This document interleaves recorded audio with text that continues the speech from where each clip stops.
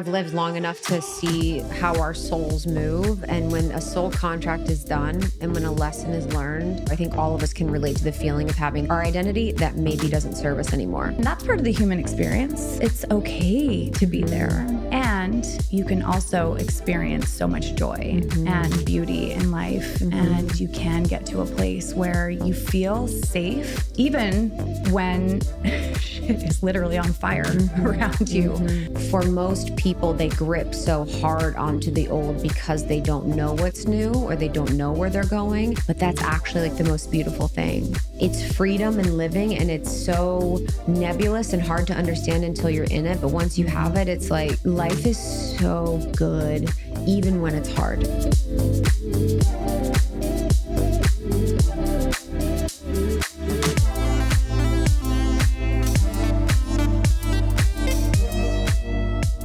What's up, Almost 30 Nation? Hi, everybody. Welcome to the show. It's Lindsay and Krista. How are you guys? We haven't called them that in so long. Almost 30 Nation? Yeah. I know. Hashtag Almost 30 Nation. Because you guys named yourself that years and years ago. I think I named them. Oh, okay. I thought they did themselves. Yeah, maybe Maybe they did. I think I wanted it more than maybe they did. Yeah. I don't remember. You don't know, hey, Lindsay, you don't know how Hey, cults man. work, okay? Yeah. You're like, I was planting the seed. You give them. Oh yeah, I was like at the rally, and I'm like, hey, wouldn't it be cool if we were like Almost 30 Nation? I'm like in disguise. Like, wouldn't that be sick if we were some Almost 30 Nation? That'd be crazy, right? Who knows? Chicken or the egg. So today we have Erin Treloar on the podcast, who is awesome. I've really loved getting to know her more deeply. She is someone that struggled in her life with an eating disorder and overcame it, and now really helps women find food freedom and really find liberation in their bodies and a sense of self-love and empowerment that you can't have if you hate your body. So we talked about her story and journey, which is so wild. She was in, she had to go to recovery for her eating disorder, and everything she learned in that process, and then all the tools and things that she teaches people now related to food freedom. So we get very tactical so that people can find that freedom from food, because really the food freedom is not as much you being able to eat whatever you want, but it's like having the food freedom of your mind, liberating yourself from the overthinking, overfunctioning, planning and strategizing, consumption about food 24/7, and being able to actually be in your life instead of strategizing about what you're eating. Yeah. It takes up so much mental space. I know. So When was much. yours the worst? The worst was, there was like 2 points. It was in college where like there was kind of this like binging because I was drinking. You know, so there's like that, and then you feel the guilt in the morning. And I was using laxatives for a period of time, just kind of that like control, but also fucking balls to the wall, like do whatever I want. Control, but also release. I know, but also release. And then just being hyper focused on like calorie in, calorie out in my mid-20s when I was living in New York for the first time. And just being so hyper aware of my body and like how it would be affected by certain foods, but in an aesthetic way, not in a like intuitive Yeah, of course. way, you know? Yeah, of course. And I would like, I think during that kind of like late night bingey period, it's like, that's what you would think about when you're out. You know, you're thinking and planning and like, what am I going to eat? And yeah, it would take up a lot of brain space. I'd wonder what I would do with that. You're possessed. Yeah. You become possessed. Yeah. It's so interesting because I loved binging so much that I could never do it drunk. I was like, I want to be. You want to be here for it. Yeah. I don't want to waste this. Yeah, totally. And it was so weird. I don't know what that was about me. There was something about drinking and eating that didn't interest me. Yeah, I can see that. It was almost like I had already lowered my vibration so much, and I was already so out of it and so miserable that I couldn't even access the part of me that would want to binge or eat.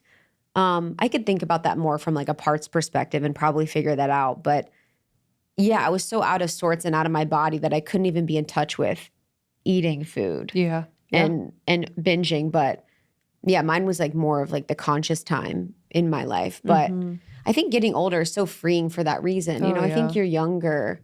I don't know what that is, if you're just plugged into a collective consciousness that focuses so much on that, or if it was our time growing up or whatever that is. But I wonder if it's gotten worse for people or better I don't know. as younger, because I feel like there's more bodies that you can see, but then social media might make it harder. Because I remember I was a sophomore in high school before I saw a photo of myself. I remember someone got photos developed from a party and I was like, wait, that's me? Yeah. And I didn't have any other access to really photos. I mean, I could have volleyball or something, but I remember just being like, whoa. And now every day you just have photos of you. I know. 24/7. That's crazy. You're just, I actually wonder how that changes how you naturally develop from a physical perspective. Because if you're constantly checking yourself, you know, we just kind of naturally developed. Like, we're just like, okay, this is what's going to happen with my nose or my eyebrows or my hair. Yes. You know, with some things that you do, like highlights or whatever. But now there's so much access to looking at your phone and looking at yourself that you're probably clipping yourself way more. Where you're like, oh, I need to do my eyebrows. I need to do my eyelashes. I need to do my things. Because you have that phone in front of you. There's actually data that talks about how the fact that we're on Zoom all day on our Zoom cameras has impacted our desire to get more plastic surgery, because it's almost like you're looking in a mirror for 8 hours a day now. Oh, yeah. Whoa. I know. Dude. I turn off self view. Turn off self view. Yeah, you don't need, that's actually. Because you're looking at yourself inevitably. Yeah, that's actually a trick to help your mental health, is turning off self view on Zoom. It's so much better. It's so much better. Yeah, I worry about the kiddos, to be honest with you. Just like seeing themselves all the time. I feel like I see younger and younger kids getting like work done. I know. Like legitimate work. I'm like, whoa, this is, yeah. We're a culture of that now. Yeah. It's very normalized. It's very interesting how like the internet has sort of welcomed plastic surgery now. Like where it's like very talked about, very normalized, very much a conversation. I don't know if it's living in Los Angeles though, too, for me. Maybe, yeah. Because I don't think I've seen a natural nose in 4 years. Yeah. Everywhere I go, I'm like, I don't know if you're 70 or 38. I know. Like there was this woman, I was at this event, and it was the weirdest sensory experience because she was so stunning and she was older and she had, everything was nipped and tucked and tight. Great jawline, sculpted, youthful skin, all of these things, like youthful long hair. And everything from a eye visual perspective said youth and young, but you knew that she wasn't. And so my brain was like, why do I know she's not young? Because everything is indicating young. Yeah. And it was such a weird discrepancy, and it was very uncomfortable. What do you think it was? I still don't know. I don't know if it was energy, and I'm a weirdo, so I'm reading energy. What I see in people is not what everyone else sees. So I'm reading energy. I'm like seeing things.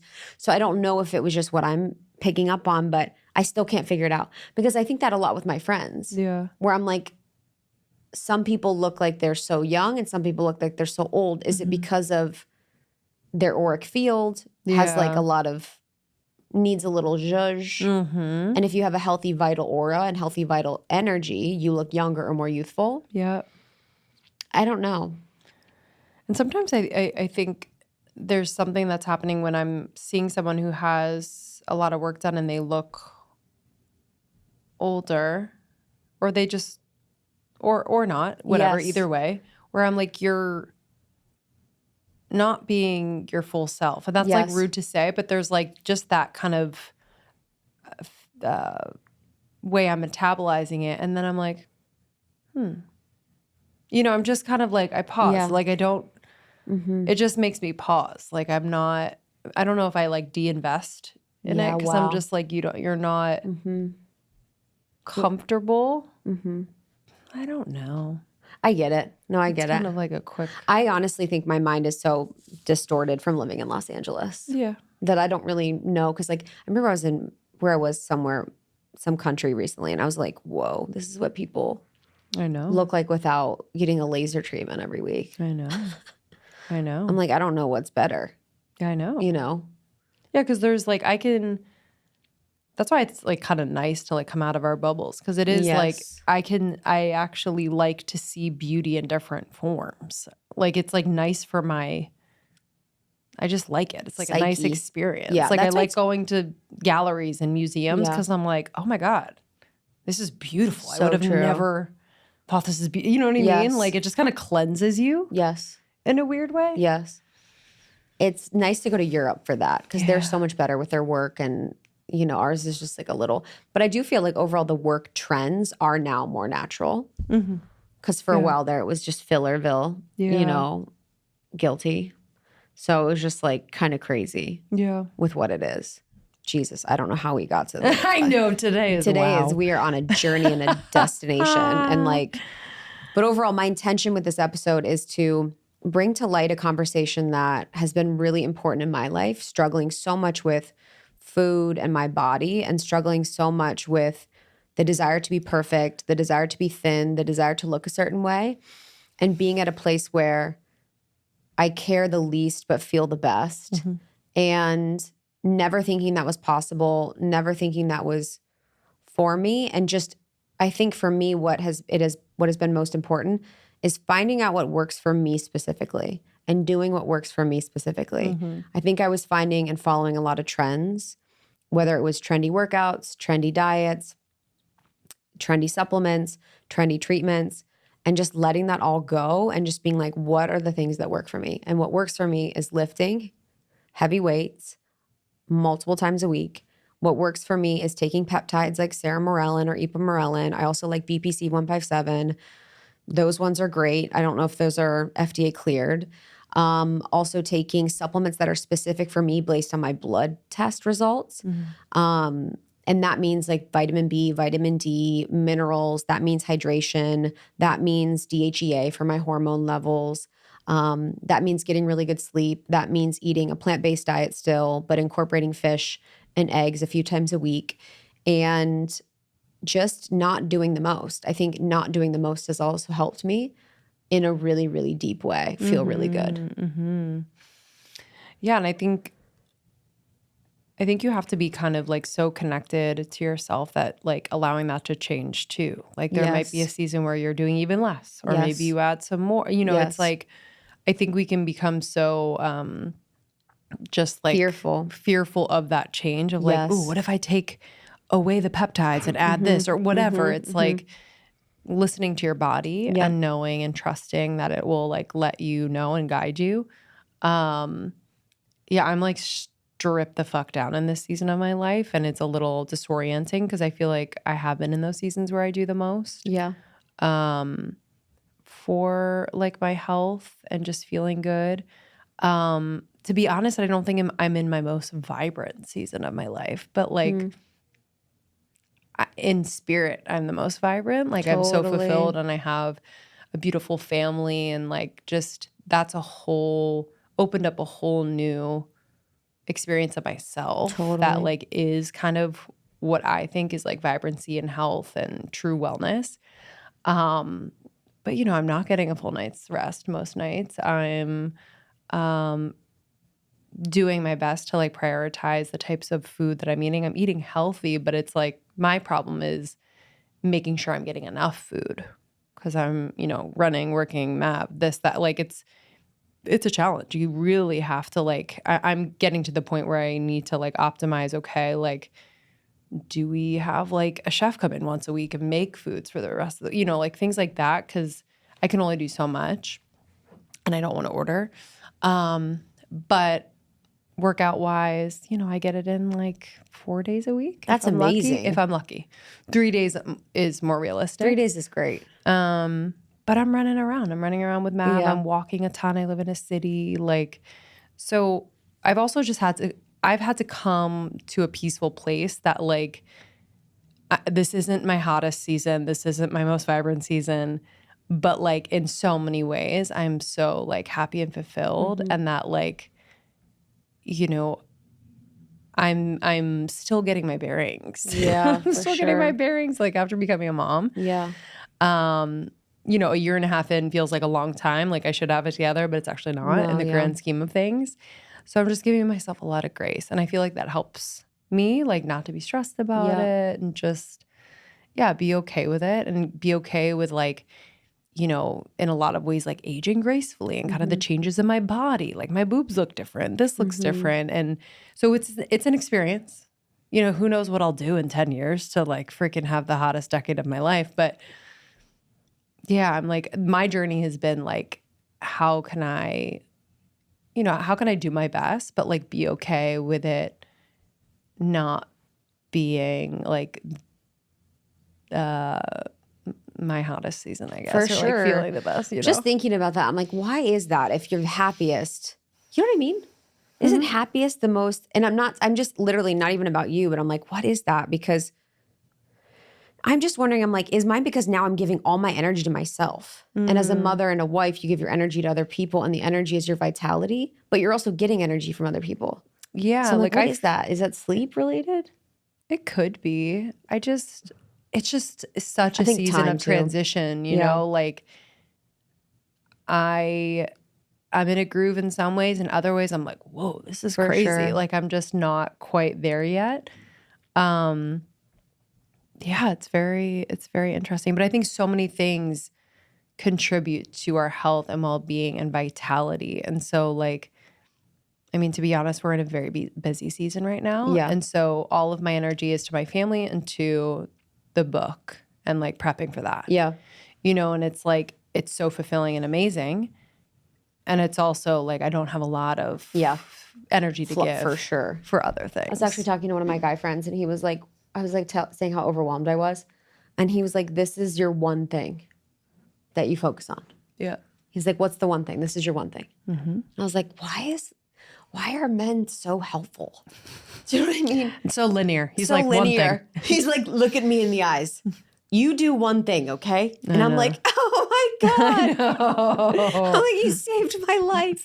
But it was true. I was like, he's like, this is your focus. I was like, whoa. Kiss me on the lips. Okay. Holy moly. I've been on Erin's podcast, loved our conversation. She's a great interviewer. She's super powerful. She's a cool person. I love her programs, love her Instagram. We talked about her journey in the food. Like we said, it is Raw Beauty Talks on Instagram, Raw Beauty Talks. You can find her podcast as well, which I've been on. And I'm so grateful to have her. If you want any information about her programs, you can search for her name and then find her Food Freedom program, which is my favorite of them all. And enjoy this. I'm excited to have this conversation with you. Would love if you shared with a friend. I think it's always helpful and fun to share these conversations with friends where you can explore topics like your body in an open way, in a way that feels nourishing and supportive, and can always be powerful to bring these types of things that make you feel shame or guilt to another person. Yeah. All right. Enjoy this one, and we'll see you on the other side. See you soon. Bye. I think an element of it is the stars aligning, like doing the work and then literally cosmic shifts of some sort. It was my 40th birthday on Friday. So heading into the new year for me, my hands are sweating. Happy birthday. Thank you. Happy birthday. For me, the new year is always a time when I'm reflecting a lot. I'm looking back on the previous year. And it just hit differently this year, like the journaling and all of that. I went to Paris with 4 of my friends and I got on that plane and was like, I just feel different. I just feel different in the best way. It's so Feel beautiful. You know, I've lived long enough to see how our souls move. And when a soul contract is done and when a lesson is learned, and that's what I've learned to trust the most getting older is like, that when my soul is ready, it's ready. And that's what I can trust is like, whether it's divorce, moves, business stuff, changes, doing other things. It's like, no, like that's what I always say with my clients too. I'm like, just trust that you will have the energy, the gusto, the enthusiasm. You'll move through the fear whenever you're ready and things will just feel different. What was like, do you feel like it was also being with friends in Paris? Like there's something about that energy too that might have created it? 100%. My friends are incredible. It was a magical trip. But this was my own thing. Like they were kind of shocked when I got there and said, I'm done. And what were you done with? So for everyone listening, we kind of dropped in on a conversation, but we were talking about just how Erin feels so differently about life now that she hasn't made her business her identity. And I think for people that maybe aren't in the space that we're in, where it kind of is very closely tied, you know, you are the brand, you are the business. There still is elements of people and women that make motherhood the identity, their jobs the identity, the giver the identity, the whatever the identity. So I think all of us can relate to the feeling of having something be our identity that maybe doesn't serve us anymore. Well, can I go back to like tell everyone where this whole journey began for me? Because I think that will help everyone understand a little bit more. When I was around 16, I developed a very severe eating disorder. I was diagnosed as anorexic, 89 pounds. I'm 5'11". So it was very serious on the brink of death situation that was largely perpetuated by trying to achieve this beauty ideal that is so pervasive, especially during that time. It was the era of Kate Moss and then Victoria's Secret models. And I started following diet culture advice from 17 magazine and YM. Now everyone's on social media, of course, so it's a little bit different, but and became completely obsessed with food and my body. And that really propelled me into a 2-decade-long journey of healing my relationship, not only with food and my body, but with elements of people-pleasing, anxiety, my relationship with my mother, all of these different pieces. And so when I was about 25, I launched my company, Raw Beauty Talks. It started as a passion project. And I really was craving in the online world and in media more raw, real images of women. So photographed over 200 women without makeup, photo editing, or filters, and had really real, honest conversations with them in the format of a blog at the time. And it was incredibly healing for me. At the same time, I started working with a coach. So I had done therapy, I'd done inpatient treatment for the eating disorder. I had worked with dietitians, all of these more Western medical practices. And it wasn't until I started working with a life coach, oddly enough, that things really started to change and turn around. Because now in hindsight, what I understand is that we were working on creating so much fullness and satisfaction and joy in other areas of my life. And I was starting to imagine a life that was bigger than the one that I had, one that felt exciting, one that I wanted to work towards. And as a result, rather than food and my body being at the forefront of everything, it started to kind of take up less space in my mind. There were other things I was working on and focused on. And so between the life coaching and these conversations that I was having and the healing that I was doing, I got to the point, again, where it was like this deep knowing, where I was like, I cannot have another conversation with a woman who doesn't feel good about herself, who has a wonky relationship with food and her body without having some tools. So I did my health coaching certification and created a program called Food Freedom and started working with women one-on-one and in the group program. At the same time, had my 2 babies, got married, and dealt with postpartum anxiety, panic attacks. There was so much joy during this time, but also like some really deep, dark valleys too. And so here I am at 40, and as of 2 days ago. I love that. Like, here I am literally right now, Right 40, now. 2 days ago. Right here, right now. And the last decade has been incredible, like incredibly rich in so many different ways. 30s are the best. 30s are unreal, but 30s are also fucking hard. And 30s, there's a ton of building of a foundation. And yes, you know yourself better. And yes, you are learning how to use your voice. And yes, you are most likely feeling a bit more stability in your career, but you're also kind of working for all of that stuff. And what I feel happened is that because my healing journey was so intertwined with the work that I was doing. It became so much a part of my identity. So whether it was signing a client on to work with them, or doing a launch, or putting together a book proposal, if it didn't work, I felt like a failure. I felt like I wasn't doing enough. I felt like I wasn't smart enough. How come everyone else can figure out these sales funnels and I can't figure it out? Like, what am I doing wrong? Am I not a good enough teacher? Do people not like me? And so... And it's funny because it's almost that same part with the food. Right. Not enoughness, you're not good enough, comparison, looking at other people. Yes. That same part just kind of transitions to a different obsession. Yes. So what I'm feeling now is just so much more settled and grounded in the knowing, and not just knowing it in my mind, but knowing it in my body, that even if I have some debt sitting over there, or even if the launch doesn't go well, that it has nothing to do with who I am as a person or my worth. And with that knowing has come the ability to almost step back and look at the work that I'm doing and say, okay, what is working? What's not? It has nothing to do with you. Like this might not be the final stop on your journey. Like, what's next? Where are you being asked to go? And I think that connection to something bigger than, and really in this time, leaning so much more on my spiritual practice, has created a deep sense of freedom. Like, I flew down here knowing that 3 months ago or 4 months ago, who knows when it was, we recorded a full episode on food freedom.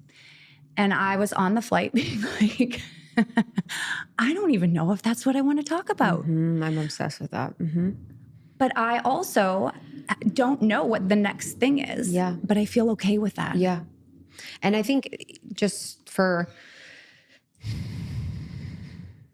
a lot of people listening right now, there is such an energy on the planet of change and transformation, and of letting go of old identities, and of shifting into a more spiritual experience.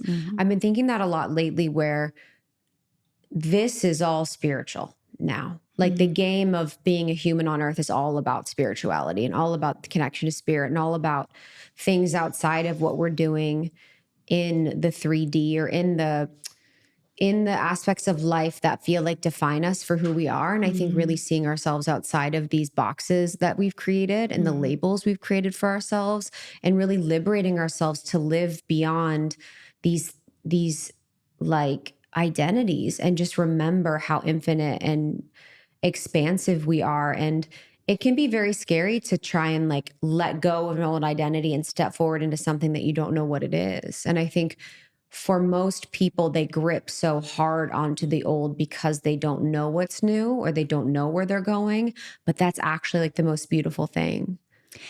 It is challenging. And I would say I was gripping for a long time. And so I would love to be able to say, I did this one meditation, and that's what allowed my nervous system to feel more settled in this. But I think it's been the inner work that I have been doing since I was 16. And what makes me so excited about this is, one, being able to sit here and being able to say the inner work works. It works. I know. You can grow. You can change. You can see things from a different perspective. If things aren't feeling good in your body, in your life, you really can. You really can create change. And I want people to hear that. And I want people to know that, because I know what it feels like to be stuck. Or to be stuck in the comparison game, to be stuck in your relationship with food and your body, to be anxious all the time, to not be able to get out of bed, to question whether you're on the right path. And that's part of the human experience. Very much. It's okay to be there. That's fine. And you can also experience so much joy and beauty in life. And you can get to a place where you feel safe, even when shit is literally on fire around you and life isn't all lined up and perfect. Yeah.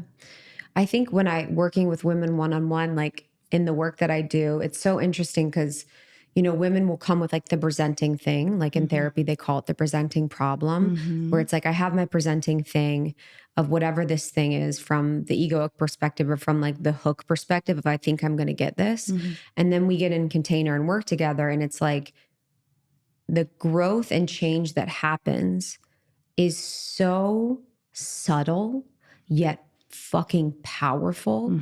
It's like, oh, I approached I was on the phone with a client the other day, just like the way she's now approaching her parents, and that dynamic now is impacting how she's approaching her husband, and that dynamic, which is impacting her ability to show up in life authentically, which is impacting her ability to make money and be herself. Like, it's just like the ripple of effect of these small things of you speaking your truth in a micro moment that impacts like the frequency of people that it's like the inner work is so interesting because I think when you don't know you don't really have clarity on what you're going to get. Yes. It's like, okay, I think I'll love myself more. What does that mean? You know, you're like, I think people have the hook of like a glow up. And I've even talked about this, but like the hook of a glow up or the hook of looking better or the hook of being happy or the hook of something. And then you actually get in the work and you're like, no, this is like peace. And this is like best friendship with myself. And this is connection to God. And this is like being able to be around food and be free. Like it's freedom and living. And it's so nebulous and hard to understand until you're in it. But once you have it, it's like, life is so good, even when it's hard. Like, even when I'm like, ooh, I don't know if I want to be around, you know, because I very much have that part in me where it's like, what's the point? Part is very present for me. But even when I'm in that, like, I can still quickly after be in bliss and like weeping, life is so beautiful because it's just this myriad of experiences and things. For you, what was the journey and how do you feel like breaking free from the food prison you're in has impacted your ability to like find peace and love your life? It's kind of what you touched on when you said that you come in to do the work because of some sort of hook, right? So I came in to do the work because I was thinking about food 24/7, counting calories, couldn't go out to a restaurant without, you know, Googling the menu beforehand and then thinking about what I was going to eat and then watching what everyone else was eating, comparing myself to what they were like. Girl, not a fun dinner date. Not a fun dinner date. I've been at to all. many an LA dinner, with many women like that. They're not present at all. They're actually consumed. That part of them is so present. You can't even have a conversation. No. It's so crazy. No, so much empathy for it because it's not their fault. No. It's a bigger picture thing. And I want people listening to hear that as well, that if the food thoughts are loud, if you hate your body, if you don't feel like you are enough, it's not your fault, but you do have to take ownership of that and do the work. Like, you do have to show up if you want to create change, and you can, and it is the path to everything that you're looking for in your life. So, I mean, I started doing the work to stop binge eating was really it, if I'm being honest. It wasn't actually because I wanted to stop the food thoughts or stop counting calories, because in my mind, that's what was keeping me safe. Oh, so you wanted to stop binging because binging meant eating a lot of calories. Exactly. Binging meant eating a lot of calories, feeling totally out of control around food, felt shameful, and didn't want anyone to know that that was happening. I didn't even know it was binge eating. I just thought I was like out of control. I didn't have a label for it back in the day. And I was gaining weight. I was puffy. I was swollen. I was then having to go to the gym for 2 hours a day the next day. So that's what I wanted to stop. And that's what I help people stop now, is the binge eating. But when people come to work with me, or when I went to do the work, yeah, they want the solution to stop binge eating, which I have. But once we start working on it, then it has nothing, the conversations we have nothing to do with food or the weight on the scale. It is everything to do with how you feel in your life, your inner world, your nervous system regulation, the thoughts that you're thinking about yourself. And as you said, once you start doing the work, it doesn't just impact your relationship with food, it impacts everything in your life. So by the time people are done their 6-month session, we're talking about new relationships that they're in. Someone's been proposed to, somebody's gone after the job that they want because they're feeling more confident in themselves, and the food noise is quieted so they can actually look at these other segments of their life that feel important. I always say how you are with food is how you are with life. And if you're constricting, if you're controlling, if you're like hyper fixated, if you're just all these things, you're never going to be living a life that you love. And I think that's what was the most heartbreaking for me, was losing all my potential because I was so obsessed. And that I spent so much of my energy and my intelligence and my joy and my creativity, even like my creativity on like, this is the workout I'm going to do. This is what I'm going to eat for lunch. Like, it's psychotic. It is. The gifts of women just being wasted on thinking about their food and body. And I see so many women still, you know, in metamorphosis, or just women that I work with, just consumed with the thoughts of food in their body and never living up to their potential because of it. When you say do the work, I just want to be clear for people, like, what do you mean by that? Because I think a lot of times people say that, and I want to make sure that we unpack what that means. Yeah. I mean, for me, that took shape in many different forms. And it was always, I guess, following my intuition as to what the next step was. So it looked like therapy, working with a life coach. It looked like meditation and eventually becoming a meditation teacher. It looked like hard conversations that were uncomfortable. It looked like creating a vision board and then taking big, scary, radical steps to actually bring that into fruition. It looked like getting uncomfortable, trying new things with food that I didn't want to, but that stretched me out of my comfort zone. It looked like developing a spiritual practice, ketamine therapy, SSRIs. I mean, I could go on and on and on, but I didn't do all of this at once. And I think that's important, because so often in this healing journey and in health and wellness right now, there's a massive amount of overwhelm leading to people doing nothing or feeling frozen, or that they're not doing enough. So I started the healing journey when I was 16 years old in that hospital program, and I'm 40 now. And so these things layer on top of each other. There's no right or wrong equation or way of doing them. You have to trust your intuition. In moments when I couldn't hear my intuition because I was so anxious, I had to listen to my mom, my husband, the people who love and care for me the most. And so just give yourself permission, though, to invest in your well-being and to invest in continuing to work on yourself until you feel so proud of the life that you have. And what I love too about creating a life that you love, and what I always want people to remember, is that I think when we have a scarcity mindset, we can kind of approach the life that we want as the life that everyone wants. But actually, my dream life is different than yours. Yes. And so people need to remember that when we live a life that we love, it's actually our creativity that creates the life that we love, and our expression of our soul that creates a one that's very different than what you have, than what I have. And so there isn't a scarcity around what we can do or what we can create or how we can live in our soul's expression.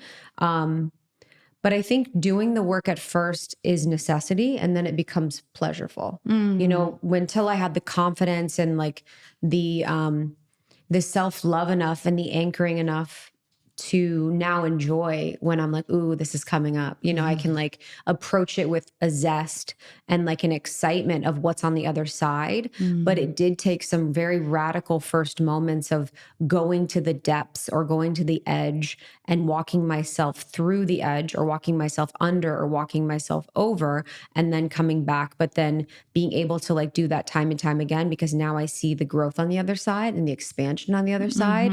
But I think it gets easier and easier over time. You know, you have the first radical things, and then it's just like softer and softer. And and more supple than it was before. But it's the most worthwhile thing, because I think when we don't examine our lives and who we are, we're just asleep. And it's just sad and miserable. But I think what we have in common is that my first step into the work was because of my body. I think, yeah, it was because of my hatred for my body and my imprisonment in the voice of my self-hate and criticism. And I think for a lot of women, that can be an entry point where it's almost like the wellness path is like, I'm going to fix myself or make myself better. But it's almost like that disordered eating that leads them there. Yeah. Do you find that? Because I think a lot of women are in the wellness space, in the personal growth space, and there's such a culture of being better or being your best or bettering yourself, but it's almost like an addiction in its own. Absolutely. 100%. I think that that is something I consider almost every single day. And women are like me, experiencing a huge moment of transformation. Men too, but I work with women, and so that's really what I can speak to. Yeah. And they're exhausted. They're tired. I mean, we're seeing these funny videos on Instagram of people being like, I need to eat 70 million grams of protein and and tape my mouth and, go to the gym this way and tape my Pilates face. and tape my face. Exactly. Don't get Botox. Do get Botox. It's just the list of things that we could and should be doing is absolutely endless. We can always strive to better ourselves. We can biohack nonstop. It's never going to go away. That's never going to go away. But all of it, in my mind, is really just touching on a very cerebral level almost of health and wellness. It's not getting down to the soul level. We've all been there where you work out consistently and you feel more toned and you feel great. But like at the end of the day, you just go back to worrying about, am I going to lose this now? Is it going to shift and change? What's the next best thing that I can be working on? Just never enough. Yep. And so it's cool to be in a place where now, like I do like mouth tape and I get Botox, twice a year. And it feels different. It's like, it's a fun thing to try and tinker at. It's not going to make my self-worth. I don't know. I'm just not as anxious as I was before. So it's like, you can add it in or not. I think once you get at a soul level, like, I just feel like I'm so present with my soul that my soul is leading. So it's like, oh, let's try this thing and experience this thing. Yeah. Like when you're self-led or when you're soul-led, everything becomes experimental and fun and you approach it with lightness. Whereas before it's like the gripping to like, this will be the answer. This will be the solve. This will help me find peace. This will help me get here. This will help. It's going outside of yourself to get something. Yes. Rather than inner sourcing it. Yeah. And it's funny because the more I was trying with beauty or looks or my body, because my subconscious program was, I'm not enough, I'm not attractive enough, pretty enough, thin enough, whatever the things were, that was my drive and desire. And it was almost creating an environment where I wasn't my most radiant self. And whether I am now or whether I am then or not doesn't matter, but I feel more radiant and beautiful than ever before because I actually I enjoy myself in my life and I approach life with like gusto and pleasure and ease, and like everything is just like a beautiful experience for myself. And now with food, my relationship is so it's just so easy, and it's so, I don't think about it. And I literally, if someone would have said that to me 10 years ago, I'd be like, shut up. When people were like, oh, I forgot to eat. I don't forget to eat. Let's say that. But when they were like, oh, I forgot to eat, or I feel peace around food, I would be like, honestly, that's not possible. That's not real. Me too. It was, and now to be like, oh, I just exist and I eat food and it feels good and it doesn't run my life is like the greatest blessing I've ever had. And I think for me, by focusing first on my soul and first on like the woman I came here to be, and I think what you mentioned previously was about my creative expression and my purpose. And when I focused on my purpose so much that it took so much space in my life, it took so much much time and energy. And it really kind of satisfied that part of me that was searching or wanting, that was previously searching and wanting with food and body, was now kind of expressed in purpose in life. It became so much easier for me to be in a body I love because I wasn't so focused on that being how I expressed or created or even was validated, we'll say, even in the negative part. It was like I could do this thing. So how do you feel about that for women that want to feel better in their body? You know, what do you feel about the relationship to purpose or, you know, like focusing on becoming the woman that they came here to be in the process? Yeah. I mean, I think it's a huge piece of the puzzle. I know for me, it was probably the number one thing that created shift. I'm a Pisces. Oh yeah, you're a Pisces because your birthday was just, okay. When I started working with the life coach, one of the first things she did with me was the Wheel of Life, which has it's this circular wheel with different segments of your life. And you give each segment of your life a score from 0 to 10. And in regards to how fulfilled you feel in that area. And my Wheel of Life was very deflated in almost all categories. So my relationships didn't feel great. I didn't feel connected to purpose. My financial well-being wasn't there. And so once you complete this, you pick an area of your wheel and think about, you know, how you would build that area up a little bit. And I think I picked like financial well-being or something. And my coach was like, I'm just hearing loud and clear for you. It's creativity. Wait, you picked that as number one? My financial well-being? Yeah, because at the time I was so focused on... I love it. I just love our brains. Like, you know, when you're like that, you're like, it's like relationship 0, love 0, everything. You're like, finance number money. 1. Yeah, you're like, money and my weight. Yeah, you're like, more money, less weight. Yes, exactly. You're That'll like, fix you everything. don't have a friend you trust. You don't have a person you love. Well, exactly. 100%. That was my 23-year-old brain, right? Say no more. This is what we I'm need. like, we're shopping on this wheel. Where's Instagram followers? Vegas? Yeah. So, I mean, she was like, let's go with creativity for 100. And that's where I had a blank piece of paper and I started doing mind map on it. And then this idea kept dropping in. And that's where Raw was formed. Wow. And it took on a life of its own. And everything started to shift from there. So I think it's incredibly important for people to get clear is the wrong word, but like to explore their purpose, which I feel can be very overwhelming. That's a good one for women. I agree. And because people, when you say the word explore, people think purpose, destination. There's no destination. So when you say explore purpose, that's an oxymoron for people. It's an exploration for our whole life. Yeah. And we can have many different purposes and different seasons.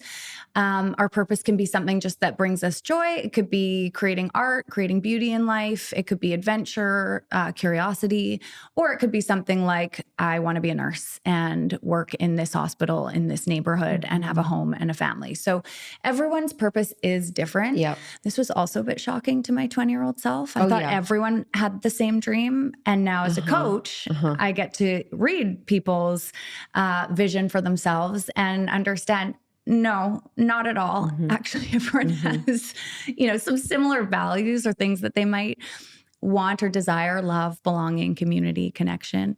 But how that looks is so different for most people.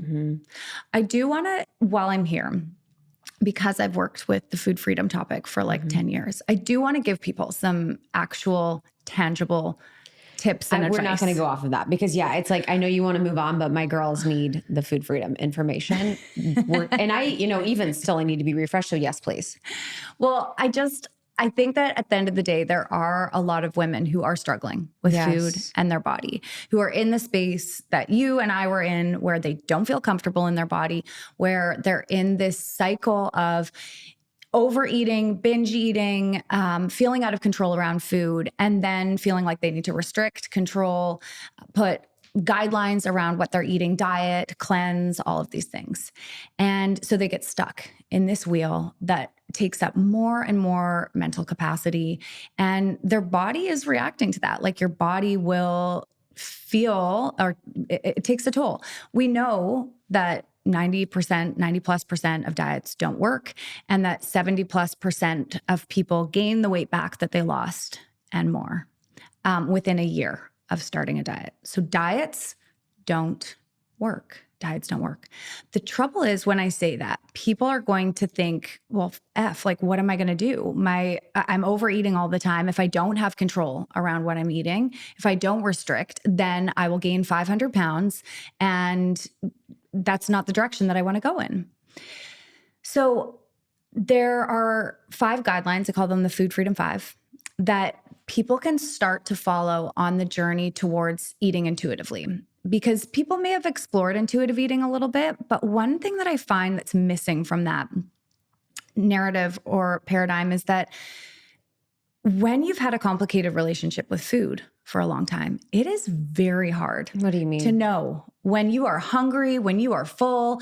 Do I like this food? Do I not like this food? The food rules, the food police are so loud in your head. Like it's very hard to get in touch with your body. I mean, I remember intuitive eating. I was like, shut up. Right? That is not real. No. Because by the time when you're a child, your parents are making your food. They're telling you what to eat, what to not eat. They're telling you to finish your plate, not to finish your plate. There's tons of messages from media, friends, all these things. There's like very few people in life that ever ate intuitively. Yes. My family, we didn't eat intuitively at all.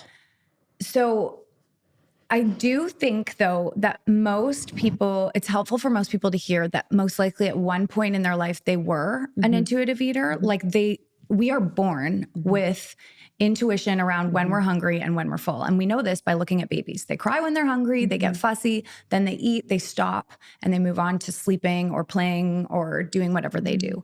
So intuitive eating is not something that you have to learn from scratch. Your body is already perfectly designed in order to be an intuitive eater. But what I find with just talking about intuitive eating, as you said, people are like, that's so effing annoying. I don't know when I'm hungry, when I'm full. If I give myself permission to eat, I'm just going to keep eating forever and ever.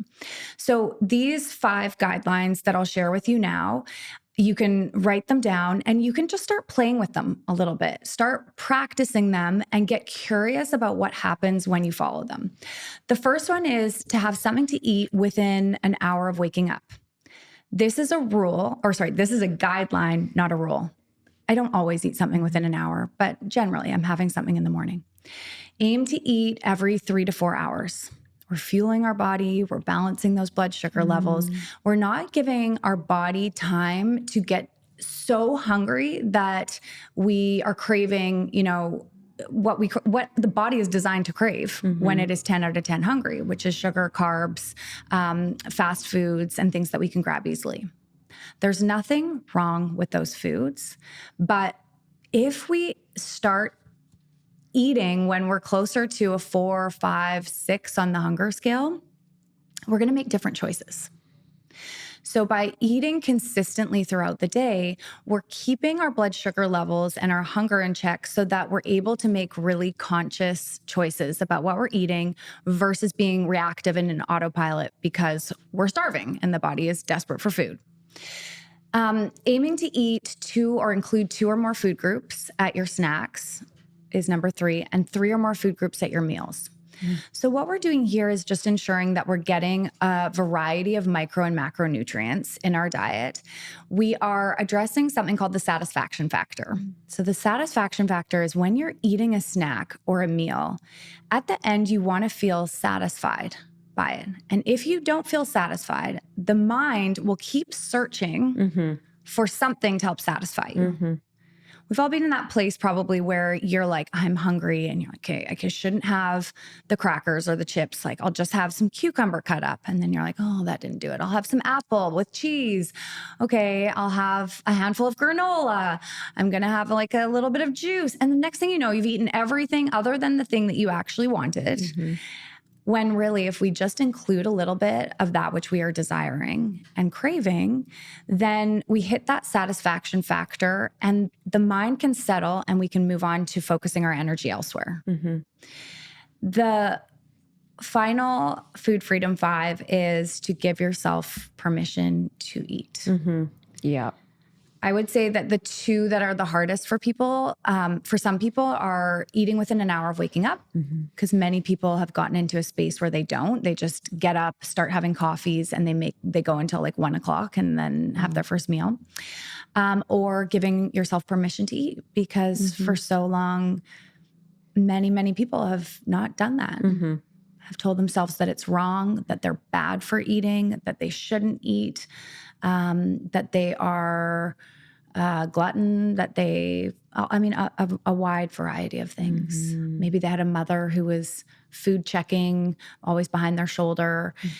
And so these guidelines may feel easy, but I know that they're not for everyone.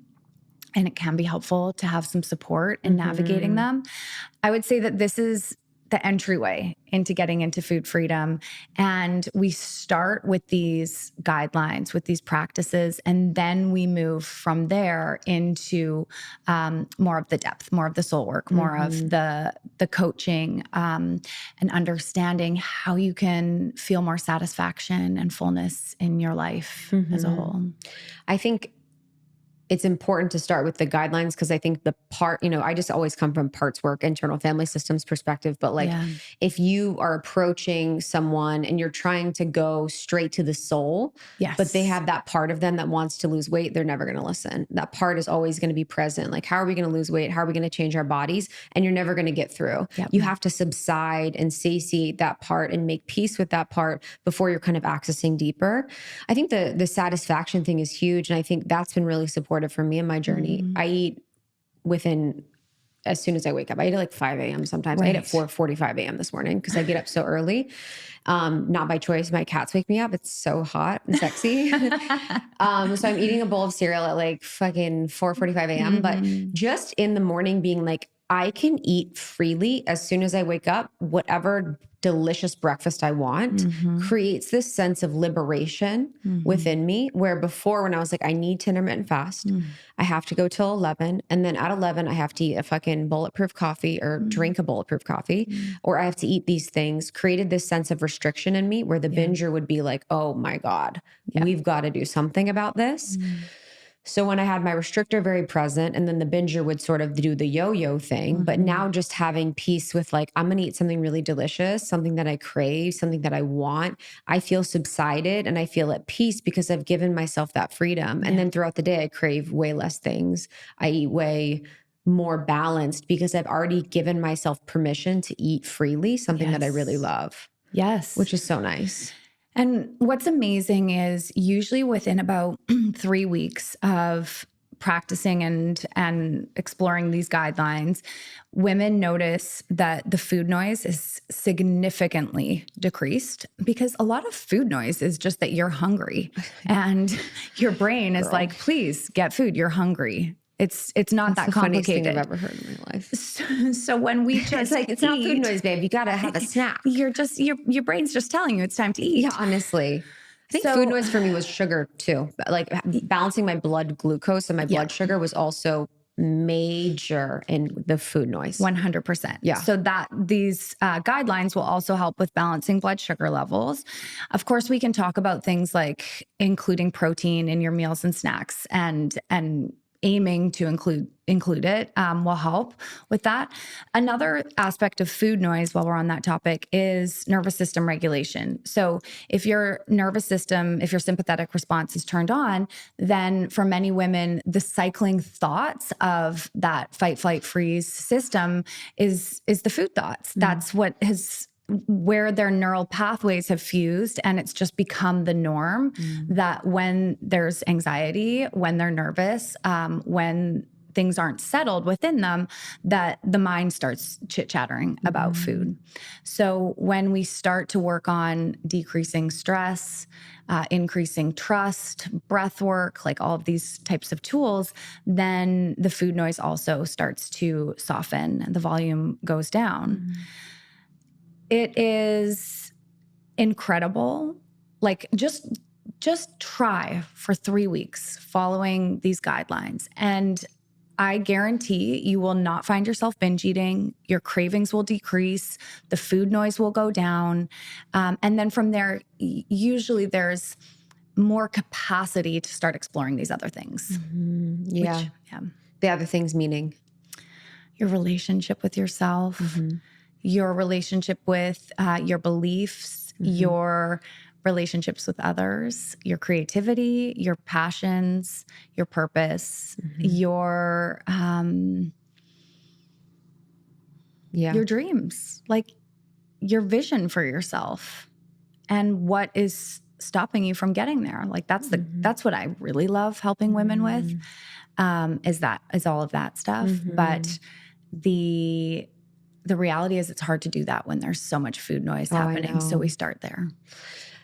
It's interesting, my work in this, because the women I work with are like, I always say I work with women on the edge of breakthrough, because I want to be the person that just like flicks them to over the edge of breakthrough. Like I can't take you from asleep fully, you know, like you're awake, but you need breakthrough. And it's interesting when I work with women in metamorphosis, because it's such a spiritual program that the women actually have to be at a point in their journey enough to be available for the conversation. So they have to be healed enough to be open to things outside of just finding a diet and exercise plan. So there actually is levels, and that I kind of want to explore this with you, of the journey of healing your relationship with food. There's kind of the unconscious, and then there's like the and I'm curious how you perceive it, and I hopefully I'm making sense, but it's almost like the unconscious program of the food and diet running your whole life. There's like the hiding of it, there's the denial, and then there's sort of the opening up to see, and then there's kind of being available for change, and then there's availability for things to look at outside of just food and diet. And that's where I really would like to work, where it's like, how are you relating to your emotions? How are you relating to your mother? How are you relating to God? How are you relating to your soul? What would you say sort of the spectrum is of food and diet and healing, so that people can kind of see where they're at and where it might make sense for them to go next? That's such an interesting question. I'm such a weirdo. No, you're not. You're brilliant. And nobody's ever asked me that. For myself, I never reached the point where I was like, this is uncomfortable, something needs to change. I was too young at that point. Yeah, and it was my family that was like, you have to go into this hospital program. And then once I was in there, I remember committing I would go for 3 days. My dad was in tears. That was what finally made me agree to go just for the 3 days. And what they make you do in 3 days? Sorry? What'd they make you do? Oh, well, you go in, you're in like an inpatient program. Yeah, they weigh you. They do all of your blood work. You meet the other girls who are in the program. All the other girls had shaved their heads because they were still in this space of disordered eating. And I came in and was very thin, which was triggering to them. And so they shaved their heads in solidarity with one another.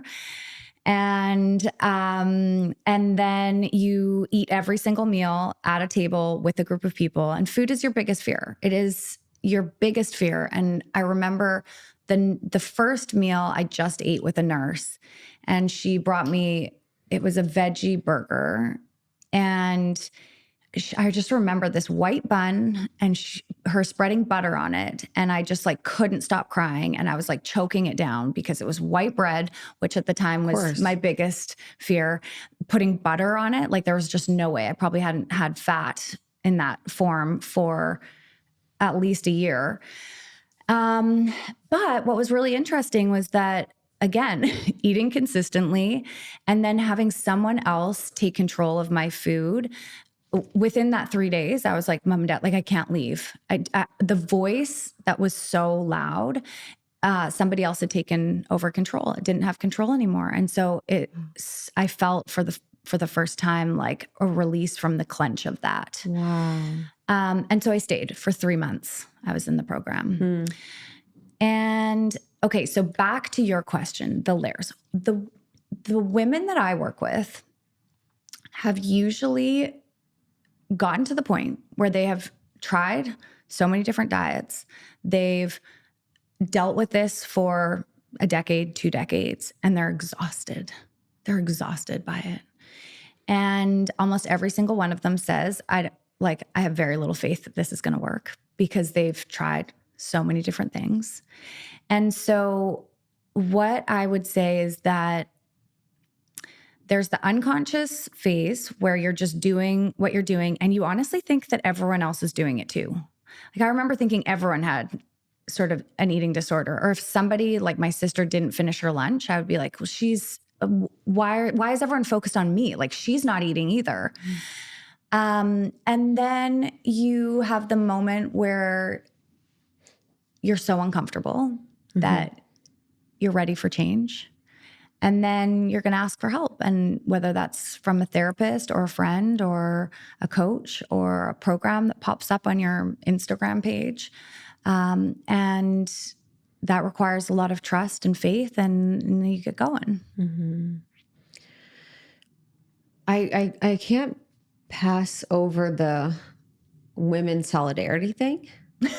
I'm sorry. Like, was that traumatic? Yeah, it was. This is my thing. So I've a few clients working in the space that I do. I've had more access to programs, outpatient, inpatient, recovery, eating disorder stuff. It's intense. That environment this is my perception, that's not professional or not supported or not anything, just my feel. I don't know how helpful it is to put a bunch of sick people together. What do you feel? I am hesitant to say, because I think that sometimes it is the lifeline that people need. You're right. And there's so much fear around going into program. Yeah, you're right. Yeah, you're right. You're right. I think it saved my life, first of all. Do I think that it is optimal, what is offered by our government hospital programs? No. Yeah, that's true. No. But I think that now, having worked with, so there are people who are full on in an eating disorder, like I was at 16. There are far more people who have disordered eating. I work with people who have disordered eating, and they're not in a full on eating disorder. So it's it's nuanced, but when you have a full on eating disorder, it is very hard or difficult for a coach or someone to just support you through getting through that. Often these individuals need meal support. They need somebody 24/7 watching over them to get them over the hump of the disorder.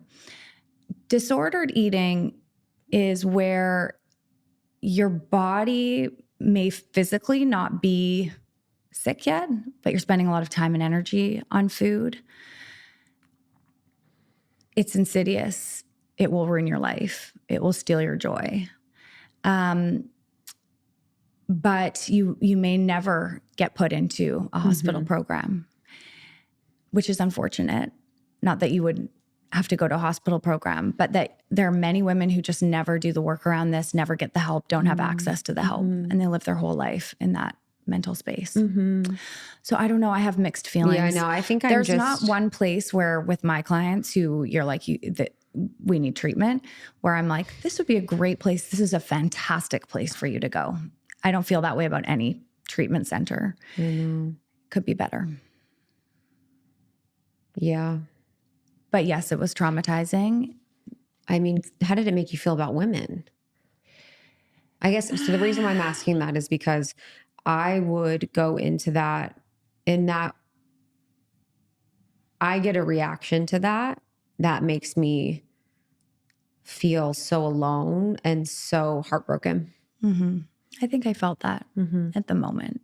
Because so they were sad. They were sad that you were thinner than them. Yeah. Or like, yeah. I mean, I just was in general very uncomfortable going into the program. I was like, this is not me. This isn't my story. Very disconnected from the whole narrative that was playing out. And so, yeah, it was one of the girls tried to commit suicide while I was in there. And it was traumatizing. And I also really don't think that if I hadn't had that 24-hour care supervision, that I would have gotten through it, that I would be where I am today. So, yeah, it's you really get tough. what you need, you know? In general, my relationship with women, I love women. Me too. I feel safe with them. I fucking want to lift them up and I feel lifted by them. And I feel that's an area of my life where there's always been a lot of ease, which I know isn't the case for so many people. So I think that's something that I felt from a very young age. So while that would have been triggering for sure, it didn't ever shift my relationship with women in general. Wow. I think maybe because I struggle with my relationship with my mom, I probably would have seen that as like immediate. This is what women do. This is how they are. You know, they're competitive with you. They don't want you to win or whatever the things are. Yes. You mentioned that earlier. And just now that we're on it, as I always think about the relationship to food and body, because I think about the mother relationship. And that's part of what I teach in Metamorphosis is about the mother wound, because our relationship with nourishment, you know, our mother is our first relationship, and then our mother is nourishment for us as children. So if we have like an insecure attachment to mother, that can also affect our relationship with food and our connection to food. And I think it's also modeled by the mother, you know, how we eat, and how they see and view food. How do you see the relationship between the mother and food? I mean, everything you just said is so spot on. And the reality is we know that with many generational patterns, they're patterns because they're passed down, right? So our mother's relationship with food will very often become our own relationship with food. And so it's incredibly common when we start working with women that they are carrying the weight of either their mother's beliefs or the habits that their mom instilled within them. Yes. And sometimes it's not even around food, but it's just around their, as you said, their relationship with their mother, not feeling supported, not feeling seen, not feeling allowed. Sometimes too, like receiving nourishment, like being able to be sitting still, eating like a meal. I never saw my mom sitting, eating. Like it was always moving around. It was always like fucking soup all the time. You know what I mean? So I was like, dude, this woman is not sitting her butt down in a chair, slowly cutting up a steak, eating it. Yeah. And I think that's so spot on. My mom was always 3 meals a day, a snack, not restrictive, healthy, but not very restrictive. But there was stress in our home that I think I just sponged right up as the oldest daughter and started Daughter, dude. You oldest daughters. Fucking bless you. The pressure you guys have is so crazy. I mean, it was all consuming. And I didn't know at the time. Sometimes when you start carrying these things, you just think it's what you have to do and it's just normal. You don't realize, I didn't realize until I was in my 30s and had my own daughter. And all of a sudden the anxiety came back full force. That's actually one of the deeper realizations I had from ketamine therapy is around my mother and fully releasing responsibility for her life, for their marriage, for choices, all of it, and allowing myself to move back into the child role that I didn't participate in as a child. And so that's where I say sometimes, you know, our relationship with food and body is what's being modeled by our mother, and sometimes it can be our relationship with our mother. Yeah, that's such a good one. Yeah, I think a lot of women of our generation are parentified, you know, took care of our parents or felt like we had to take care of our parents. I don't know if it was the boomer generation and the boomers' sort of inability to be with their emotions and be with their feelings, and the fact that boomers themselves are almost children. Because I almost feel like, you know, what I've noticed in my work is that because I'm in mother now, like I'm in mother, I can be in mother archetype a lot. It'll bring out my mom as a child. And we'll kind of be in this interesting dynamic of like mother-daughter where I'm the mother, that I've been in a role as like a kid and vice versa. But I think when we're able to really be the inner mother for ourselves and create that peace and safety within ourselves, instead of, for me, I was trying to find it externally with food and regulate with food and soothe with food. It was like, if my parents are crazy and everything's going on at the house that's restless or makes me uncomfortable, or, you know, there's unsaid things or all of that, I can always find that stability with food and that, you know, and even my connection to my father, because my dad, sugar addict for sure. Me too. Sugar addict in the craziest way. And so we connected with food. That was like our love language, was snacks and ice cream and all these things. And so even finding that connection to other through food, you know, using that as like the portal to food. It's huge. One of the things you mentioned earlier that I wanted to talk about a little bit more was about how busy women are and how much they're doing. How do you think that, so I know you probably see that a lot in your clients. So I want to talk a little bit about that because I feel like a lot of the women listening are high performers. They're over functioning. They're burning out. They're doing so much. How do you see that impacting women's relationship with food and just in general? And what can we do about it? Yeah. I mean, what is coming up for me first is this idea of nurturing and nourishment. And when we are always so busy and performing so high, it's really easy to completely disconnect from our body, to be existing from our mind up. And this can allow us to achieve a lot and get a lot of things checked off of our to-do list. But if we abandon our body and aren't connected to our body, with time, there will be consequences. I think a lot of the time women are moving so quickly now and have so many things on their plate that finding time to sit down to eat, to take some breaths, to really be mindful with their eating, it falls to the end of the list, like the last thing on the list. And we think that we can get away with it, right? We think we can get away with just shoveling something into our mouth in the car or not planning any of our meals and just doing DoorDash every single night. But there's a toll. There's a toll, whether it's weight cycling, whether it's your body becoming inflamed, whether it's chronic anxiety or depression. And so I empathize with women because we're being pulled in a lot of directions right now. Like our generation is the generation whose parents are living longer. So we're caregiving for them. We're caregiving for our own families. I think we're moving out of the boss babe era, but like women have careers. They're pushing it on that front. I know we've talked about it on this show as well. It's like, what's my purpose? What am I doing in life?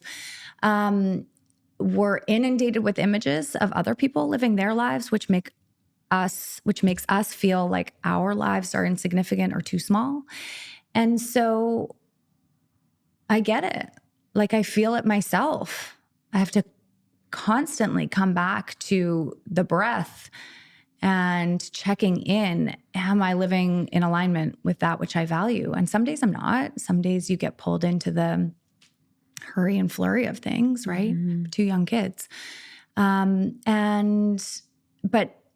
the more you do the work again, the more awake you become and the more you see yourself scurrying about down here, doing all the things, people pleasing, not setting boundaries, holding the emotional weight of everyone, which is another big piece around body image. Like I think women underestimate the amount of impact emotional weight can have on their body.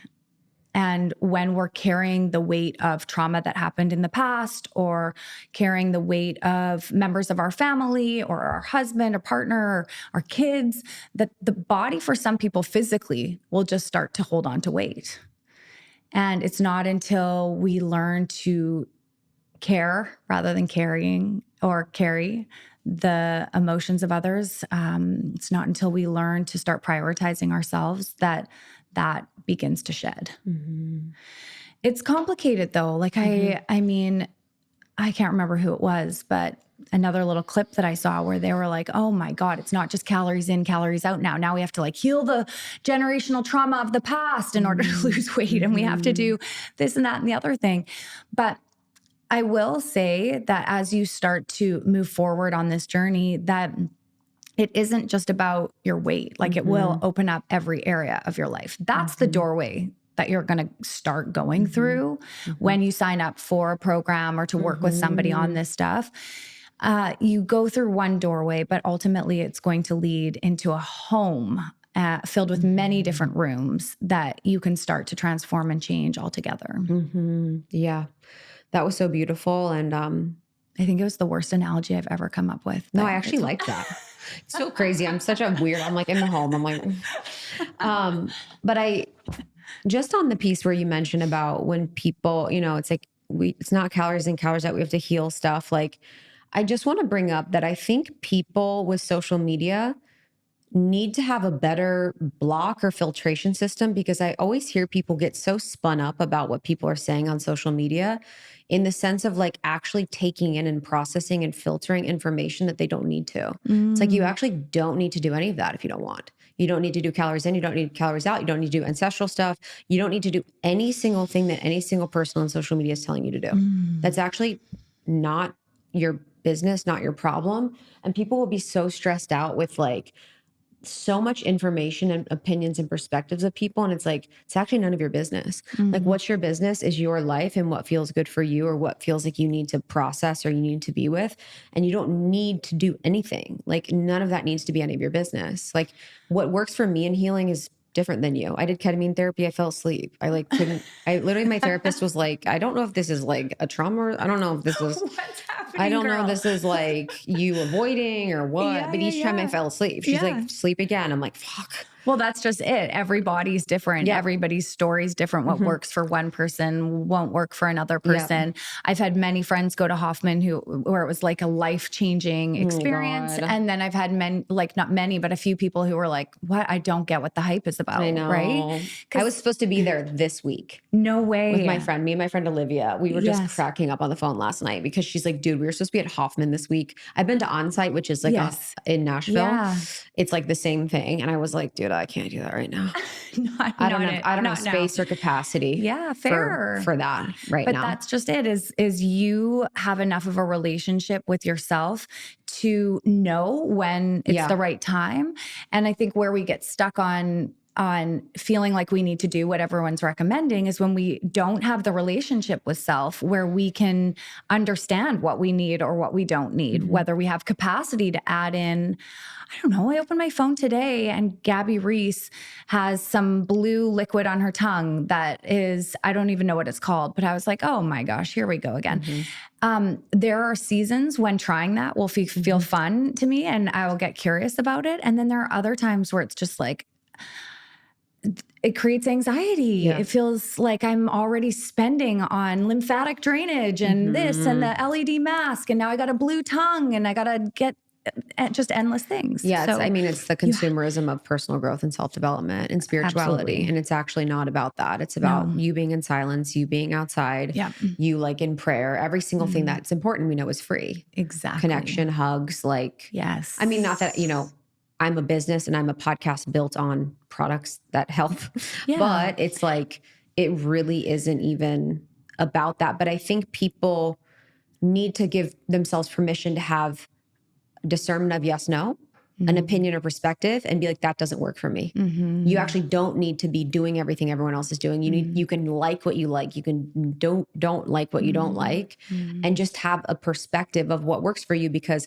based on where I grew up, how I grew up, this lifetime, past lifetimes, where I'm going, what I've done, some things are going to work better for me than others. Yes. And I think women maybe feel like we have to try it all or do it all, but then that's coming from the perspective of, I need something outside of me to fix me. Yes. Rather than like, Lack. I'm already whole and I'm curious. Yeah. Like, I'm like, ooh, what else is here? Like in my personal work now, I'm doing this work with this, this Kabbalistic teacher. And it's just like so fascinating because I'm just like, it's very mental, which I fucking love mental. I can be mental all day, but it's such a pleasure because I'm like, ooh, what else is like in my mind and what else is here?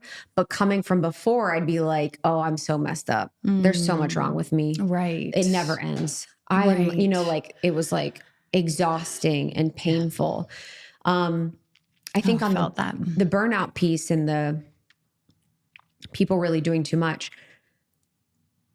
where I have so much room for growth and where I have so much opportunity for myself and where I feel like I fall short the most is my nourishment of myself. I eat enough. I eat a lot, not a lot. I eat enough. I eat well. But I don't nourish myself. I don't take time for my meals.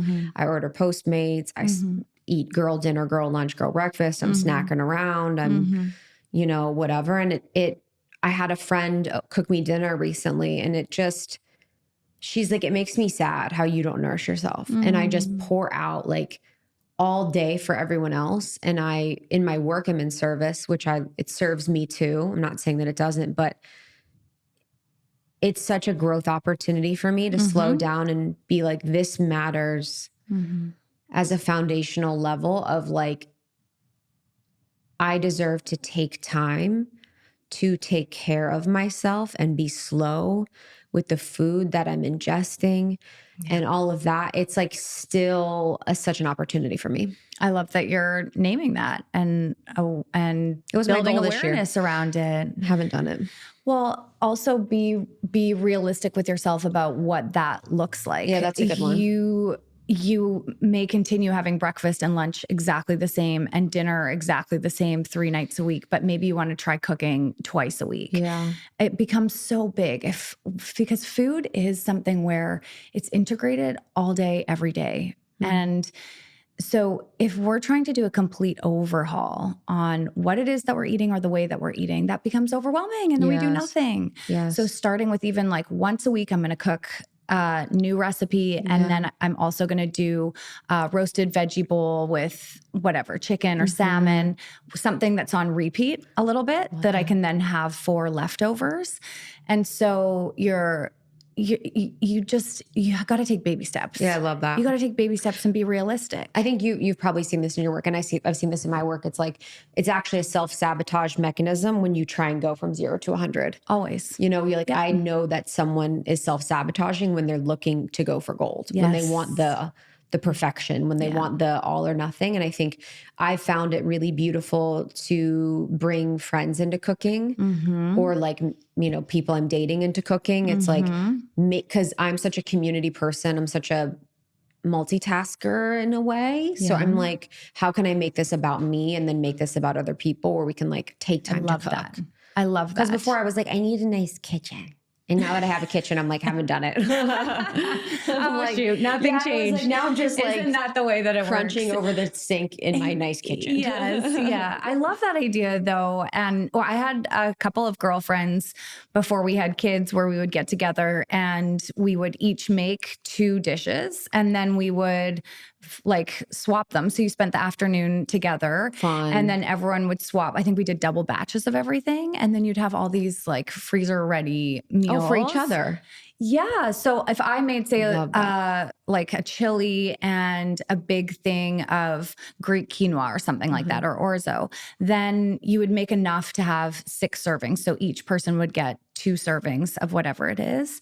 And then, and you cook and maybe somebody makes energy balls and somebody's doing overnight oats.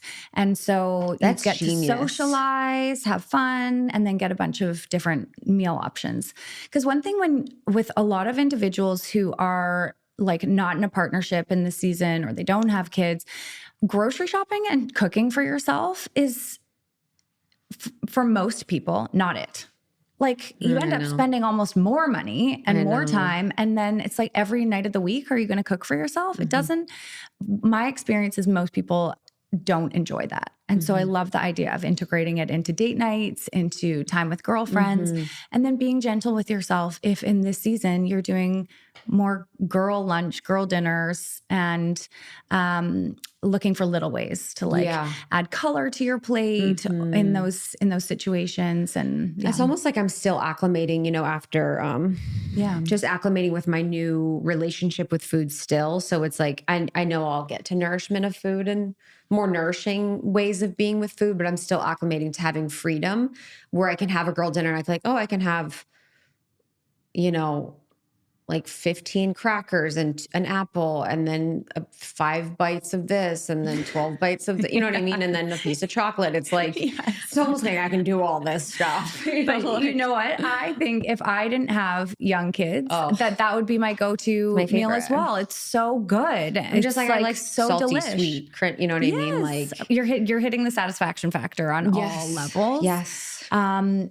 everyone knows my favorite meal is the charcuterie board. And so it's not that what you're doing is wrong by any means. It might just be the season that you're in. Yeah. And can you stretch a little bit? Like, can you do that one night of cooking or whatnot? I think whenever I think about it, It's the energetics behind it. And the energetics, if I'm truthful, are it is more worthwhile for me to be productive than me to be nourished. Wow. So Yeah. that is my truth of how I feel. It's not ideal. And that is the experience of the productive part of me gets more validation and more love than the more inner child Krista.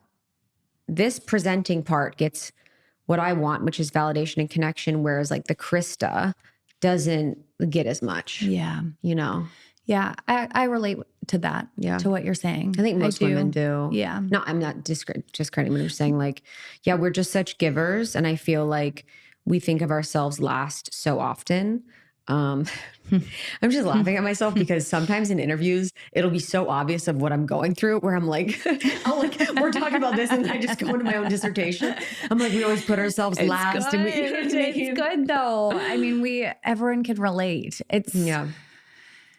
It is what we are raised to do. It is It's within our insane. nature as well. Yes. Oh my gosh, this is the whole thing. It's like where I think the modern world has taken advantage of the natural aspects of what it means to be a woman, which is to caretake and to nurture and to love and to connect. Yeah. So we think about social media as a connective tool. So then social media exacerbates our desire to connect by making it seem like we have to connect with so many people all the time. Our phones make us want to connect all the time. It's not supportive of us, as women. How do we start to be the change? Because I know for me, I look at my daughter who's 7 and she's a snacker as well. She's a charcuterie girl, which I love.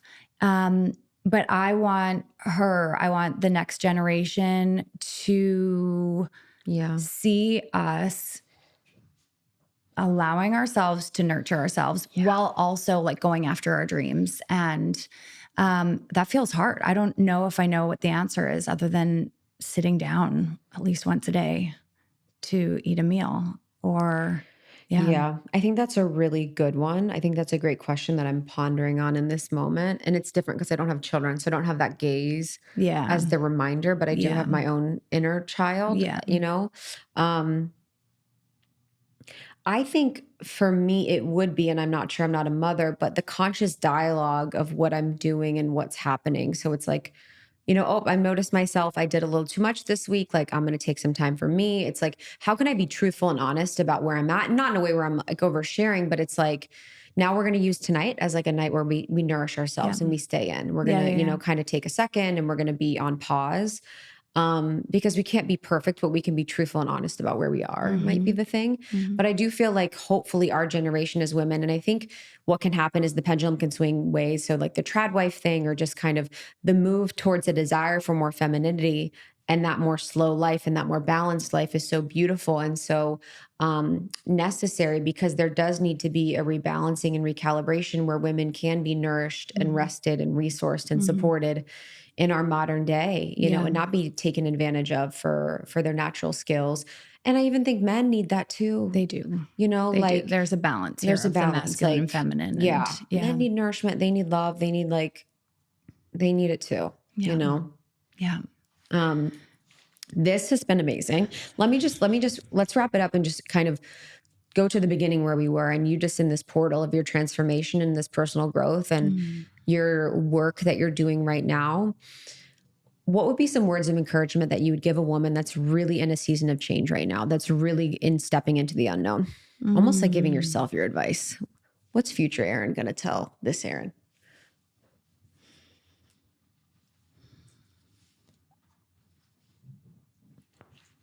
What's bubbling up is just be, just be right where you are and trust. And I would love for there to be a more intricate response. No, it's true. But I've realized the deeper I get down the it. path, the more simplicity and cliches make sense. Where I'm like, I'm now Sadhguru. I'm now Buddha. Where I talk in riddles. I'm like, you know what I mean? man. It's like well, the advice I want to give is walk up the hill and find yourself at the top. You know what I mean? I'm like, come on, more bubble up. No, it's but real. It's just, I mean, what I'm feeling is like less rush and hurry to get less like proving for energy. I the feel like you're in too. yeah. You're no longer proving. You're like more there's a little accepting. voice in the back that's like, what the hell did you just do in this interview? Like you still have a program that you want that you need to run is the narrative. Like, what are you doing here telling people that you might be over it? Wow. And so, You know what, but though? at the end of the day, like one thing that is true about me is I just will always speak my truth. Yes. And from where I'm sitting, I can say that the food freedom program has helped thousands of amazing. women. But it is also, this is just where I'm at in my own journey. And I might come at it with an even more powerful energy. I don't know. Yes. I might just need a break for a minute right now. I'm also, like, what I don't I'll know. say is that the more detached from it, the better teacher I am. Of course. Actually, so this is the most powerful place to be a teacher. Even metamorphosis, it's like I could only teach metamorphosis when I was out of my body journey and I have full detachment from it. Because then I don't have an energetic entanglement and I don't have a proving of self and I'm actually not in it with you. I'm teacher. Yes, which is important. Teacher that's integrated and embodied. So it's actually the best to work with teachers that are detached because when you're too attached, your perfectionist self wants the outcome. Your perfectionist self is looking for something to be validated from the community or the product. Yes. The detachment actually creates more spaciousness and more success for people. With my coaching clients, you could work with me, you could not.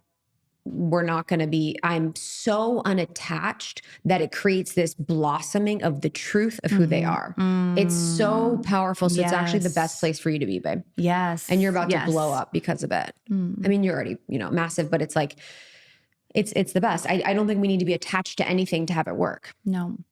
And it really is, I just feel excited to see what's to come and how it unfolds. And I wanted to show up authentically today because I think that there are probably lots of people who are in transitionary moments in their life where they're like, what's the next step? And there's a lot of anxiety around that, which I get.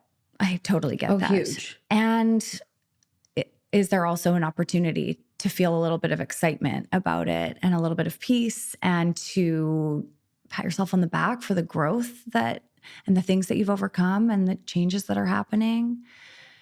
Feels good. It's the best. I can't wait to see. So tell people about Food Freedom. Tell people about the work that you do so that they can know.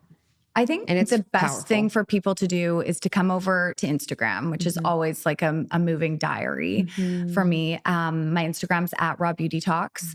My podcast is Raw Beauty Talks. And on the podcast, I talk to women like Krista was a beautiful guest about their relationship with food and body image, and then experts and leaders in the area of health and wellness to get their tools and tips and tricks around food, body image, mental health and well-being, finding purpose, all the topics that I've been exploring myself. So you're such a good interviewer.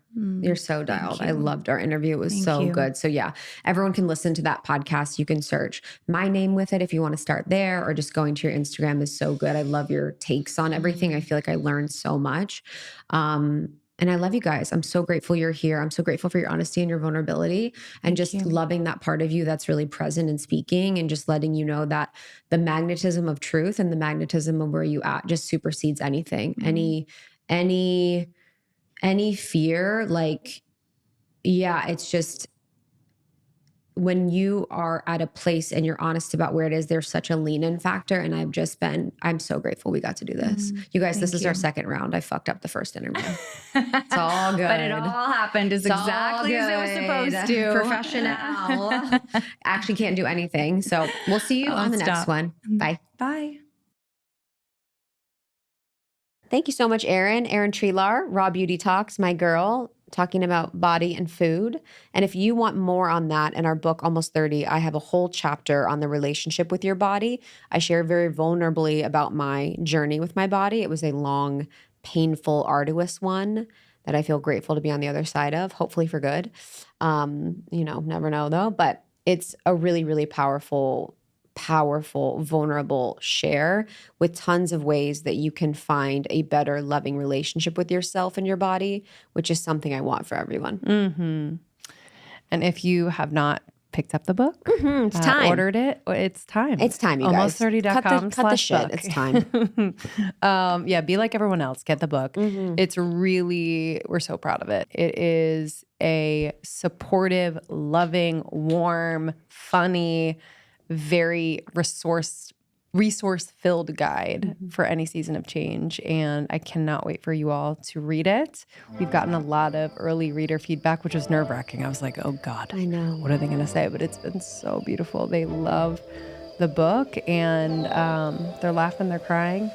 It's a good read. It's a good one. We love you guys. We'll see you on the next one. Bye. Later.